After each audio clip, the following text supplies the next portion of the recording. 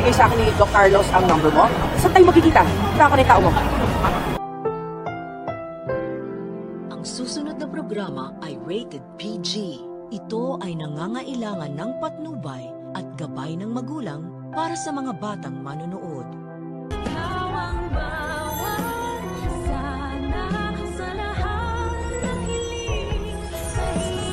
Pwede tayo dyan. Naiwan ko na babae yung gloves niyo.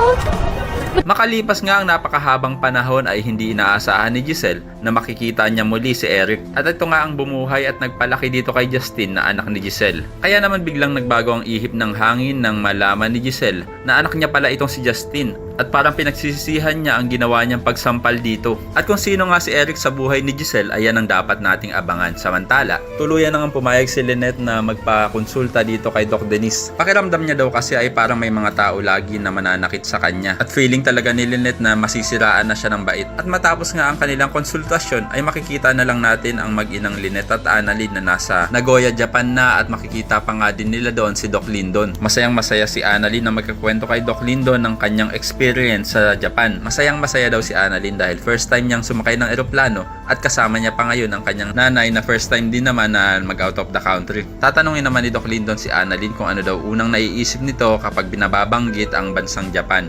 Sagot naman ni Annalyn na ito ang Mount Fuji. Kaya naman agad yayain ni Doc Lyndon ang mag-ina na pumunta ng Mount Fuji. At doon ngay magpapakain pa sila ng mga bibe. Pero ang hindi nila inaasahan ay nandun din pala itong demonyitang si Moira. At makikita pa nga ni Annalyn ang gloves na naiwan ni Moira na hindi naman nila alam na nandun ang bruha. At parang nararamdaman ko na kaya pumunta ng Japan din itong si Moira ay para maging espiya nila Lynette. Nang nag-utos nga ay walang iba kundi itong si Doc Carlos dahil mukhang makikipagkita si Moira sa isa sa mga tauhan ni Carlos. At kung ano na naman panggugulo ang gagawin ng impactang to kila Lynette, ayan ang ating naaabangan. Samantala, tatanungin naman ni Eric si Justin kung ano nang balak nito. Ngayong kilala na daw siya ng kanyang inang si Giselle.